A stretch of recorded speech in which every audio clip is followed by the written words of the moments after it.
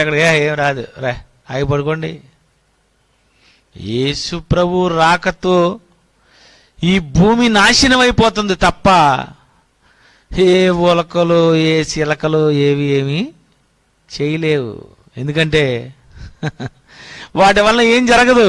రే America, Russia, Japan, Korea ఒరే భూమి ఏకన కూడా తెంపలేరురా అని అనాల.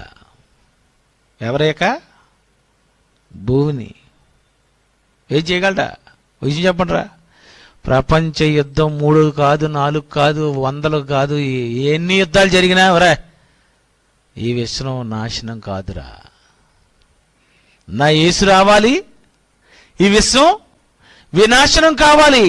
నువ్వేదో బాంబులు ఉన్నాయంటే ఏంటి? ఆ బాంబులతో కాలిపోద్ది ఇది. భూమిని కాల్చేటంతటి బాంబు నీ దగ్గర ఉందా? నువ్వు పెద్ద పొటానిగాడివి. ఒకవేళ నువ్వు కాల్చగలవంటే కాల్చి చూపించి ఒకసారి చూస్తాను నేను కూడా. ఓ మాట చెప్పమంటావరా కొరియా, ఓ మాట చెప్పమంటావా జపాన్? నువ్వేమీ చేయలేవురా. ఎందుకంటే అది నువ్వు ఆ బాంబు నువ్వు వదలాలంటే నువ్వు కాలిపోతావు కనుక నువ్వే కాలిపోతావు. నువ్వెందుకు బాంబు వదులుతావు ఓరే అదవా? నాకనే తెలుసు. భవిష్యత్ జ్ఞానము, భవిష్యత్ బైబిల్ అంటే భవిష్యత్తు గూర్చి తెలియజేసే బ్రహ్మాండమైనటువంటి పుస్తకము. ప్రకటన గ్రంథం 1వ అధ్యాయం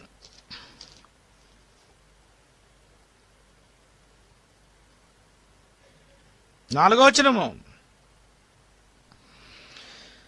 యోహాను ఆసియాలో ఉన్న 7 సంఘములకు శుభమని చెప్పి వ్రాయినది. వర్తమాన భూత భవిష్యత్ కాలములలో ఉన్న వాని నుండి ఆయన సింహాసనం ఎదుటనున్న 7 ఆత్మల నుండి నమ్మకమైన సాక్షియు. చూసారా? వర్తమాన భూత భవిష్యత్ కాలములు. వర్తమానం కావాలా? ఏ వర్తమానం? ఏ వర్తమానం చెప్పు? ఆదాము అవ్వలు ఉన్న కాలమా? అబ్రహాం ఉన్న కాలమా? నోవాహు ఉన్న కాలమా? బబులోను రాజు ఉన్న కాలమా? ఏ కాలం చెప్పు? వర్తమాన భూతకాలం. ఏ భూతం? పంచభూతాలా లేకపోతే దెయ్యం భూతమా?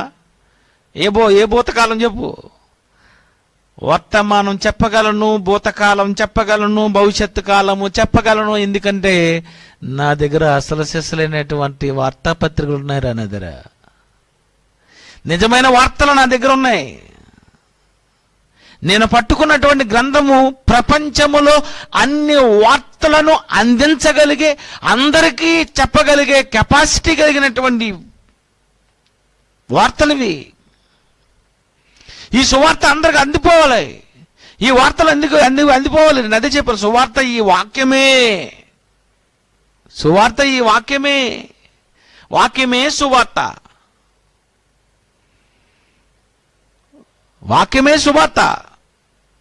ఎన్ని వాక్యాలు ఉన్నాయి? ఆదికాండం వాక్యం కాదా? నిర్గమకాండం వాక్యం కాదా? సంఖ్యాకాండం వాక్యం కాదా? ప్రకటన గ్రంథం వరకు ఇవన్నీ వాక్యాలు. ఈ వాక్యాలే సువార్త. అంతే. సువార్త ఈ వాక్యమే అని అన్నాడు. మొత్తం అంతా చెప్పాలి. చాలా మంది అంటారు, మనం చెబుతున్న మీలో సువార్త ఉండదండి. సువార్త ఉండదా? సువార్త అంటే వాక్యం ఎదవా. ఇక అది తెలీదు. పేపర్ చదవలేదు నువ్వు. సువార్త అంటేనే వాక్యం, వాక్యం అంటేనే సువార్త. నీకు సూపర్ థియరీలు తెలియదు. నీకు అల్లదే నీకు ఒకటో తర్వాత బడి కదా నువ్వు. నీకు అందుకే తెలుసు సరిగా. సైన్స్ ఎందుకని చెప్తారు? వాడొకడు మాడికి ఏం తెలియక అలాగ అడుగుతాడు. సంఘము ద్వారా నానా విధమైన సువార్త అని అనలేదు. సంఘము ద్వారా నానా విధమైన జ్ఞానము అన్నాడు. అంటే అర్థమేంటి? సంఘము జ్ఞానాన్ని